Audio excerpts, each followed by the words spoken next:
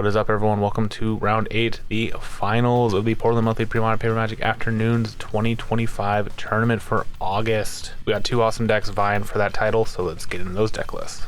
First up should come as no surprise considering he won on camera last round. It's Joe F with Reanimator. Now, we covered his list in detail before because I think this is the third time he's been on camera, but if you're not familiar with the Reanimator concept, you're trying to cheat a big fatty into play well ahead of when you normally cast it. That does mean this deck is all in on getting that big creature out, so that creature does have to be worth it. The creatures he's running are 4 Phantom Nashobas, 1 Vistara, 1 Avatar of Woe, 3 Akromas, 1 Verdant Force, and 1 Symbiotic Worm. Yes, technically there are also the Future Imps, but those are not animation targets. Those are ways to get your creatures into the graveyard. Reanimate spells he's running are 2 Animate Deads, 4 Reanimates, and 4 Exhumes. And he's got a variety of ways to discard cards into the graveyard, including 2 Sickening Dreams, 4 Careful Studies, and as I mentioned before, 4 Putrid Imps. The deck also runs Acceleration and Hand Attack to try and ensure the combo is safe, and in the sideboard has not only additional Reanimator targets like Multani, which was super relevant in the match last time, as well as Ishin Shades, which have pro white and are just awesome cards.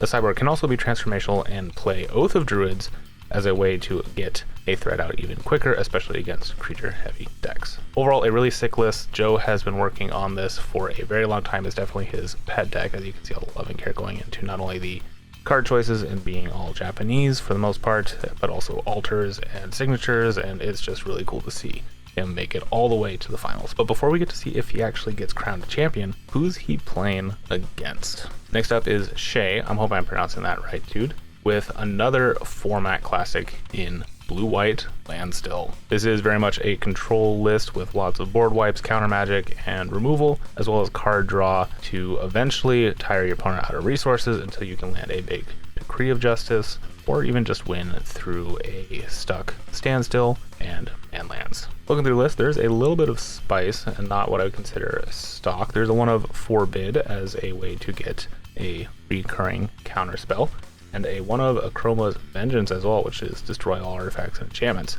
Does seem pretty relevant in the current meta. I'm also noticing 2 Dust Bowls instead of 1. I think that's a little abnormal, but also makes a lot of sense. And as for the sideboard, he's got a couple other pieces like Energy Flux and Wing Shards, which are not normal, but are really cool includes to see. I also see a 1 of Hibernation there, which is pretty spicy given the amount of Elves players that tend to be in the top 8 from time to time. Overall, a really cool list. This is, like I said, a format classic, so very cool to have it versus Reanimator. Can't get much better than this, so let's get into the games. And here we go. Joe is on the left, Shay is on the right. Now, the control deck does have the advantage here, I feel like, especially in game 1, having lots of swords, and if you can get up to 4 mana for Wrath of God, Wraths being very prevalent. Joe does have cards in his sideboard to help with the white removal, but it looks like Joe is actually going to be able to play here. And are we going to see a turn 1 Reanimate? Deck is capable of it. He's thinking about it. This is a Gemstone Mines. Okay, there's a Careful Study. Now, we've had some comments before about how Careful Study should resolve, and just be aware that Joe is now aware of how it should, being that the cards that he's discarding here actually go to the bin before the Careful Study. Graveyard order doesn't matter, especially in a format where Phyrexian Furnace is one of the most seen pieces of graveyard hate. And it looks like Shade is getting a little download on what Vistara does. It is very similar to the Avatar of Woe. Minor differences, but they're both big baddies that are going to be swinging in. I think Avatar of Woe is a 6/4. I don't have it pulled up right in front of me. Maybe it's a 6/3.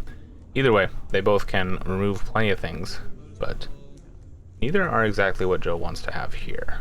Although he is going to go for it, it looks like. There's a Dark Ritual from a Lotus Petal.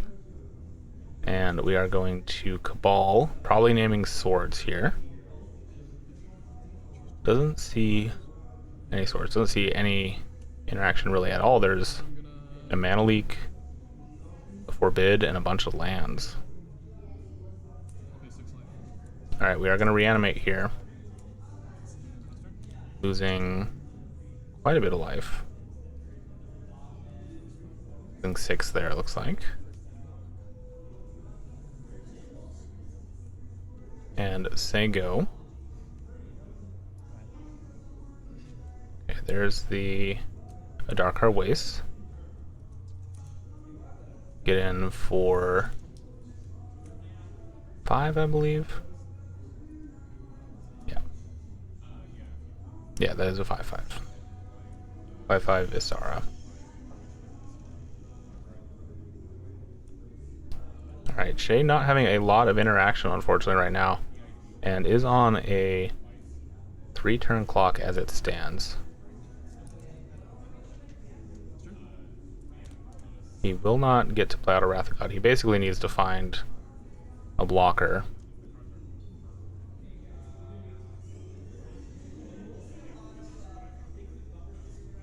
That'll land here. Say go.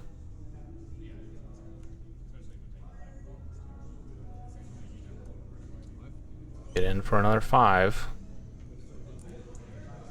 Stay down to 5. Can he find piece of interaction? I mean, yes, Wrath of God would work here. But he has to have exactly that. He has drawn nothing but land, so we're going to go to game number 2.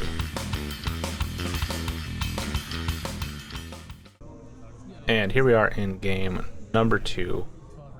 Unfortunate draws there from Shay. Can't really do much when you're that mana flooded. I do wonder if maybe there was a world where you mulligan a little more aggressively on the first turn. I know he did mention that he didn't realize the Reanimator deck was so aggressive, so explosive. So maybe thinking he had a little bit more time to set up with those 2 counterspells. But now on the play, and I have to imagine maybe keeping a hand that has swords. But leading off with an island, so to me that does not read a swords hand. Okay, there's a Dark Ritual. There's a Putrid Imp. Are we gonna... Oh, there's an Ishin Shade. Notably pro-white. That is a very good one for Joe to find. There's an Exhume. Beautiful Carl Critchlow signed 1. Do a Krish Rush signed Shade. That's a tongue twister. Also a little Sean Connery there. And that is a very big start. Now, Ishin Shade, pro-white, means it cannot be swords. So Shay's only real option here is a Wrath of God. Again, this time he is 1 turn faster, which could be relevant. He's also not taking care of the Putrid Imp here. So we are going to get in for 6. Ishin Shade, one of those cards that's just kind of iconic. It's just a big beater. The pro-white is very relevant. Oh, there's a Multani. That is also a very relevant card against a deck full of interaction. Joe just making sure Shay knows what Multani does. Both of those cards coming in from the sideboard here. That's why I was saying I think that in game 2, Reanimator is a little more favored. The fact that Joe already took game 1 gives him a very good position here. Alright, Shay getting a Plains. I also want to call it the beautiful, I think those are beta lands. Yeah, very, very nice. Lots of beautiful cards on display here. Alright, there's an Impulse. Look, top 4. See if he likes one.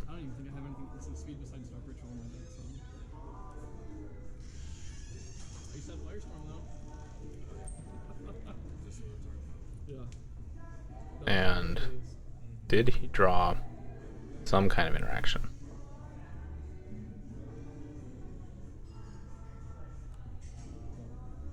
Alright, there's there's I think that's the coastal tower. Doctor Who printing, I believe. Probably very cheap. I think Shay was a little newer to Premodern, just trying to get cards together for this deck at the very least. Obviously been playing for a while, having access to such beautiful basics, but you know, Premodern does have its very niche cards for some decks. And Shay down to 7 here. Alright, there's the Wrath of God. Alright. Just in the nick of time. Filtering that second white through. Oh, okay, before the Wrath of God resolves, gonna pitch a Verdant Force. And pass to Joe's turn. Now, the shields are down. If Joe has another Reanimate, which it looks like he does Life Death, he's gonna use Death to target the Ishin Shade. Take 6. Say go. You had one Wrath of God. Do you have a second one? No, but there is a second factory.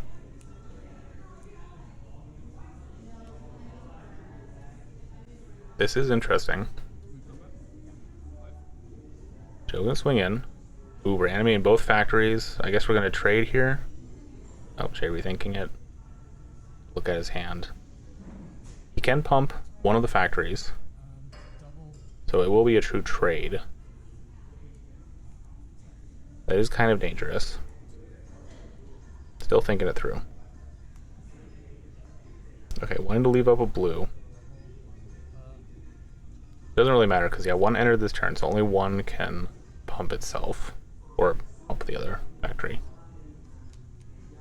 If he had both out before his last turn, one would survive here, but it looks like it's going to be a 2-for-1 in Joe's favor. So animate, move the blocks, tap 1 to give it +1, trade across the board, then pass to Joe's turn. I don't think he actually drew there. I think just so excited to have another Exhume for Ishin Shade. And now demanding the third answer here from Shay. Very tough. No, he can just pass the turn. Alright, Joe drawing this time. Swing for 5. Play out the Paradise and pass. Shay at 2, needing an answer, at the very least a blocker to something.